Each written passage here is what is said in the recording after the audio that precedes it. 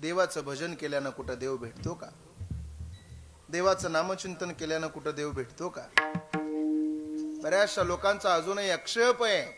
बरीचशी लोक म्हणतात महाराज या जगामध्ये देवच नाही, कशाला देवाचं भजन करायचं आणि कशाला नामचिंतन करायचं, मग देव आहे तर तुम्हाला कधी भेटला?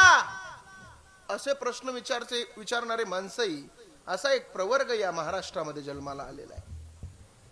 त्या लोकांना मला सांगायचंय, हे कलियुग आहे माझ्या दादानो.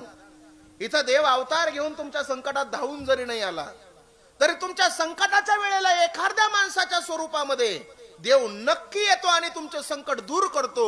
तो त्यावेळेला माणूस हा माणूस नसतो, तो देव तुमच्यासाठी देव असतो. तुम्ही म्हणाल महाराज असं घडलेली एखादी घटना आहे का? नक्की आहे. सांगतो थोडं लक्षपूर्वक ऐका. देवाचं नामचिंतन केल्यानं काय होतं? देव मिळतो का? देव या जगात आहे का? या सगळ्या प्रश्नाची उत्तरं तुम्हाला या एका उदाहरणामध्ये देतो. थोडं लक्षपूर्वक ऐका. आपल्या महाराष्ट्रामध्ये मुंबई नावाचं एक शहर आहे आणि त्या मुंबई शहरामध्ये एक डॉक्टर होऊन गेले, ज्या डॉक्टरांचं नाव आहे डॉक्टर नीतू मांडके. डॉक्टर नीतू मांडके म्हणजे हृदयरोग तज्ञ माणूस होता. बाळासाहेब ठाकरेंच्या हृदयावर यशस्वी पद्धतीने शस्त्रक्रिया करणारा डॉक्टर म्हणजे डॉक्टर नीतू मांडके. ज्या ज्या माणसाला हृदयरोग होत होता ती माणसं मुंबईला नीतू मांडकेकडे जायचे आणि बरे होऊन घरे माघारी यायचे. आता महाराष्ट्रातून नाही तर देशातून लोक मुंबईला यायला लागली. अहो, देशातून नाही तर विदेशातली लोक सुद्धा मुंबईमध्ये गर्दी करायला लागली. का? ज्यांना हृदयरोग होता त्या हृदयरोगाच्या आजावर अचूक उत्तर म्हणजे डॉक्टर नीतू मांडके साहेब होते. विदेशातून लोक मुंबईला येतात, ही बातमी दिल्ली सरकारच्या कानावर गेली. मुंबईमध्ये कोणीतरी नीतू मांडके नावाचे डॉक्टर आहेत आणि त्या डॉक्टरनं मुंबईची मान, या भारत देशाची मान उंचावली. म्हणून त्या नीतू मांडके डॉक्टरांचा आपल्याला सत्कार करावा लागेल. म्हणून दिल्ली सरकारने एक पत्र लिहिलं. पत्रामध्ये लिहिलं, मांडके साहेब आपलं कार्य फार महान आहे, आपल्या कार्याची पावती म्हणून दिल्ली सरकारनं आपला सत्कार करायचं आयोजन केलेलं आहे. बरोबर उद्या सकाळी 10:30 वाजता यावं आणि सत्काराचं मानकरी व्हावं. मांडके साहेबांना पत्र वाचलं. पत्र वाचल्यावर डोळ्यातलं पाणी गालावर आलं. एवढ्या दिवस झालं मी चांगलं कार्य करतोय, त्या कार्याची पावती माझ्या देशाने माझ्या कार्याची दखल घेतली, माझा सत्कार ठेवलाय, मला उद्या सकाळी 10:30 वाजेपर्यंत पोहोचायचंय. आनंद अश्रू डोळ्यातून गालावर आले आणि बघता बघता नीतू मांडके साहेब दिल्लीच्या दिशेने निघायला लागले. पण नीतू मांडके साहेबांच्या जीवनामध्ये सगळं काही चांगलं होतं, फक्त एक दुर्गुण होता. मांडके साहेब कर्मावर विश्वास करत होते, देव त्यांना मान्य नव्हता. मांडके साहेब म्हणायचे, या जगात देव नाही, जसं तुम्ही कर्म कराल तसं तुम्हाला फळ मिळेल, पण देव नावाची वस्तू आपल्याला पाहायला मिळणार नाही. मांडके साहेब दिल्लीच्या दिशेने निघाले. उद्या सकाळी 10:30 वाजता उद्या सकाळी 10:30 वाजता सत्कार आहे दिल्लीला, म्हणून आज रात्री 9 वाजता विमानामध्ये बसले. विमान मुंबईवरून उडालं, विमान दिल्लीच्या दिशेने निघालं. परंतु जसं मांडके साहेबाला देव मान्य नव्हता तसा देवाला सुद्धा साहेबांचा सत्कार मान्य नव्हता. ते विमान कुठंतरी बिघडलं आणि त्या विमानामध्ये काहीतरी बिघाड झाला आणि ते विमान एका आपत्कालीन ठिकाणी लँडिंग करण्यात आलं, उतरवण्यात आलं. तिथं जिथं उतरवलं तिथं पाहिलं घडीमध्ये रात्रीचे 2 वाजलेले आहेत. इथून पुढे दिल्लीला जायला किती वेळाने विमान आहे हे पाहण्यासाठी चौकशी केंद्राकडे साहेब गेले. साहेबांना चौकशी केंद्राकडे विचारलं, इथून पुढे दिल्लीला जायला किती वेळाने विमान आहे? तपासाअंती कळालं की इथून पुढे दिल्लीला जायला 10 तासानं विमान आहे.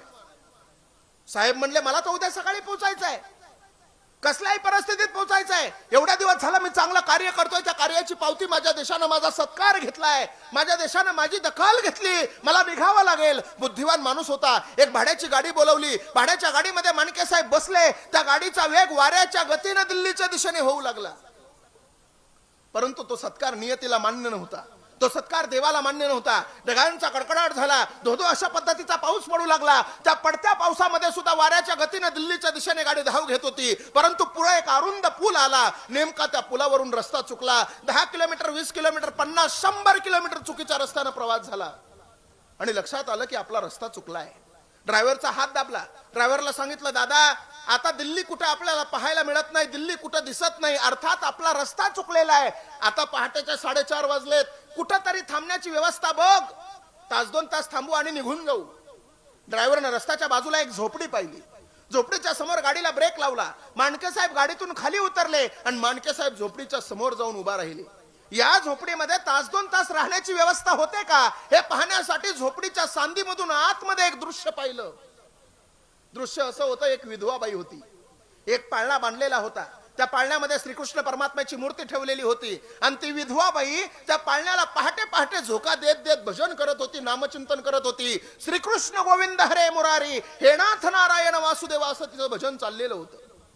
पण मांडके साहेबाला नेमकं ते मान्य नव्हतं, पण नाविलाज होता म्हणून झोपडीचा दरवाजा वाजवला.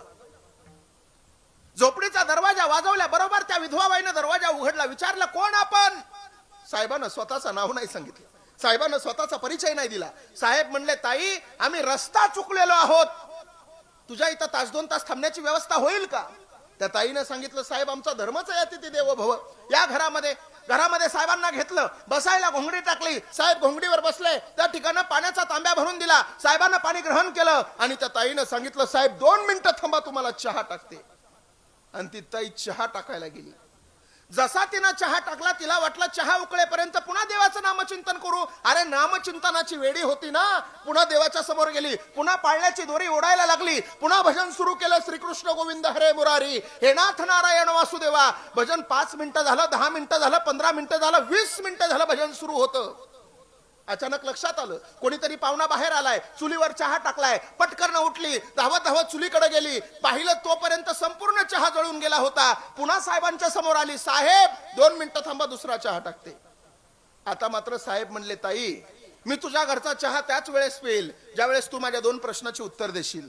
ती म्हणली साहेब तुमचं नाव मला माहित नाही, तुमचं गाव मला माहित नाही, तुमचं नाव तरी सांगा. प्रश्न विचारा पण नाव तर सांगा. साहेबांना सांगितलं मी माझा परिचय तुला नंतर देतो, अगोदर माझ्या 2 प्रश्नाची उत्तर दे. न राहून साहेबांना पहिला प्रश्न विचारला, कागद ताई गेली अर्धा तास झाला मी पाहतोय तू त्या पाळण्याला झोका देतेय, त्या पाळण्यामध्ये नेमकं कोण आहे? ताई म्हणली साहेब त्या पाळण्यामध्ये माझा श्रीकृष्ण परमात्मा आहे हो. साहेब म्हणले ए ताई अगं येडी आहे का तू? या जगामध्ये देवच नाही, कशासाठी तू त्या देवाची भक्ती करते? त्यावेळेस ताई काय म्हणली माहितीये? ओ साहेब तुमचा आणि माझा परिचय नाही.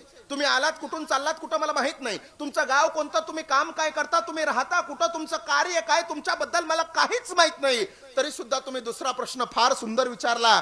तुम्ही म्हणलात कशासाठी तू त्या देवाची भक्ती करते? तर ऐका ना साहेब बघा ना पुढे एक पलंग आहे, पलंग.